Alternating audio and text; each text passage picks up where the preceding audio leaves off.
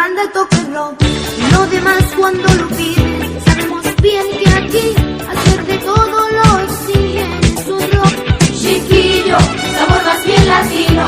Esta música es esperanza, esta música es paciencia. Es como un tren que ha pasado con un cargo de emociones. Nos